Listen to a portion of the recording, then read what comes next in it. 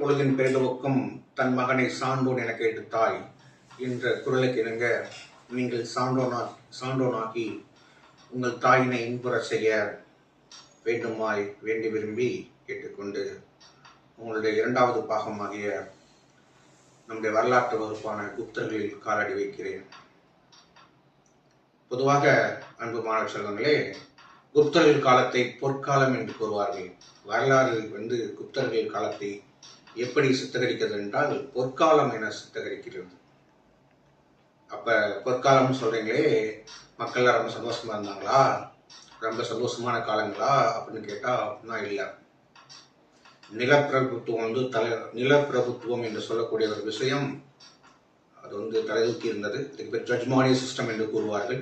So நிலப்பிரபுத்துவம், நிலம் அதிகமாக வைத்துள்ளவர்கள், நிலம் வைத்துள்ள மிராஸ்தார்கள், நிலம் வைத்துள்ள ஜமீன்தார்கள் தான் நல்ல வாழ்க்கையை வாழ்ந்தார்கள். அடித்தட்டு மக்கள் மிகவும் வேதனை அனுபவித்துக் கொண்டிருந்தார்கள் என்பதுதான் நிஜமான உண்மை. இதை உறுதிப்படுத்தியவர் ஆர்.எஸ். சர்மா என்ற வரலாற்று அறிஞர் இதை பற்றி கூறுகின்ற பொழுது நிலப்பிரபுத்துவம் தலையோங்குகின்ற காலம்தான் குப்தர் காலம் என்று கூறுகிறார்.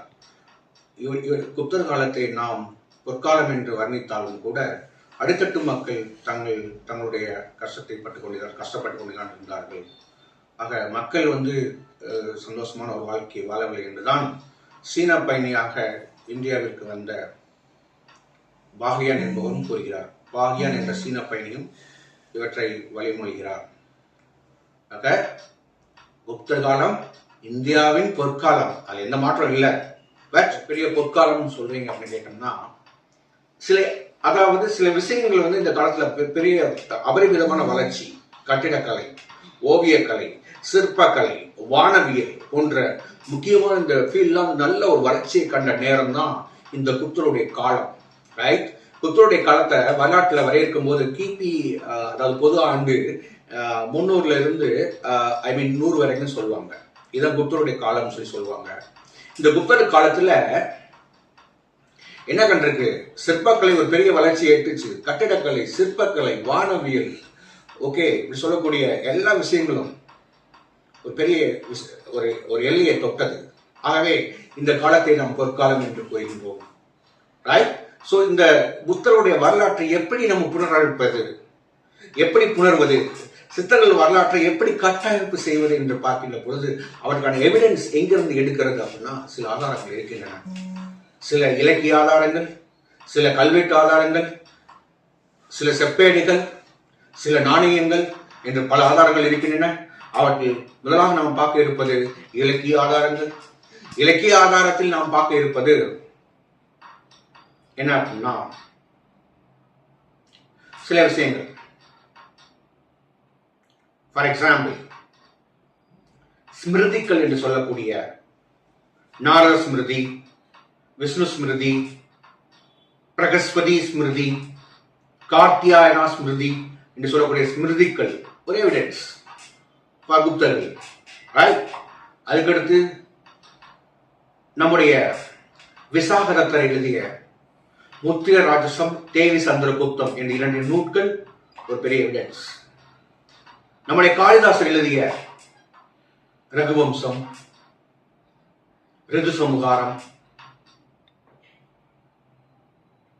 மாளவிகாக்னி மித்திரம், குமார சம்பவம் போன்ற நூல்கள் எவிடன்ஸ். எதுக்கு? இந்த குப்தர்களை பற்றிய வாழ்க்கை வரலாற்றை தெரிந்து கொள்வதற்கு. அது மட்டுமல்ல நண்பர்களே, காமாந்தகர் என்பவர் எழுதிய நீதிச்சாரம் என்ற நூலும் இவர்களை பற்றிய வரலாற்று தொகுப்பை இனிதே தொகுத்து வழங்குகிறது. இந்த மாதிரி நூல்கள்லாம் நம்ம குப்தர் கால வரலாற்றை தெரிந்து கொள்ள ஒரு வழியாக இருக்கின்றது. அடுத்தபடியாக நாம் பார்க்க இருப்பது நாணயங்கள். நாணயங்களில் வெள்ளி நாணயங்களை வெளியிட்டவர் 2ஆம் சந்திரகுப்தர் என்று சொல்லக்கூடிய 2ஆம் சந்திரகுப்தர். அந்த நாணயங்களில் வீணை வாசிப்பது போன்று இருக்கக்கூடிய கவிராஜன் என்று பெயர் பெற்ற சமுத்திரகுப்தர் வெளியிட்ட நாணயங்கள், இவையெல்லாம் நாணய சான்றுகளாக நமக்கு கிடைக்கப்பட்டிருக்கின்றன. அதுக்கடுத்து கல்வெட்டுகள். கல்வெட்டுகள் என்று கூறுகின்ற போது மெகுருளி இரும்புத்தூள் கல்வெட்டு என்பது முதலாம் சந்திரகுப்தரால் ஏற்படுத்தப்பட்ட கல்வெட்டு. அது இன்றும் டெல்லியில் இதுவரை துருப்பிடிக்காமல் இருப்பது மிக சிறந்த ஒரு எடுத்துக்காட்டு. பிரயாக் என்று சொல்லக்கூடிய அலகாபாத் இரும்புத்தூண் கல்வெட்டு, அலகாபாத் கல்வெட்டு சமுத்திரகுப்தரால் அமைக்கப்பட்டு சமுத்திரகுப்தருடைய வழியில் தோன்றிய சமுத்திரகுப்தருடைய அவருடைய படைத்தளபதி ஹரிசேனரால் வடிவமைக்கப்பட்ட அந்த அலகாபாத் கல்வெட்டு, பிரயாக் கல்வெட்டு இரண்டாவது கல்வெட்டு.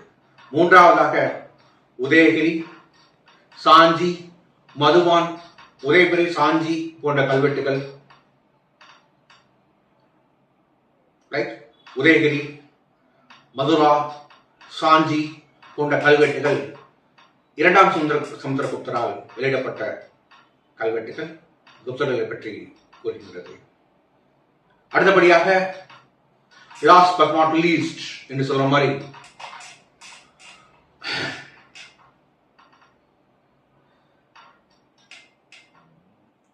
Single rock pillar edit, Pidari single rock pillar edit என்று சொல்லுவனும் இருக்கக்கூடிய பிடாரி ஒற்றை தூண் கல்வெட்டு, அதை வெளியிட்டவர் ஸ்கந்தகுப்தர். ரைட்டுங்களா? ஸோ இந்த கல்வெட்டுகள்லாம் யாரை பற்றி சொல்லுது அப்படின்னா குப்தர்கள் காலத்தை பற்றி சொல்லுது.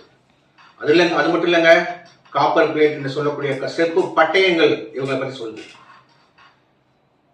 சோனாபட், மதுபான் போன்ற செப்பேடுகள் இவர்களை பற்றி கூறுகிறது.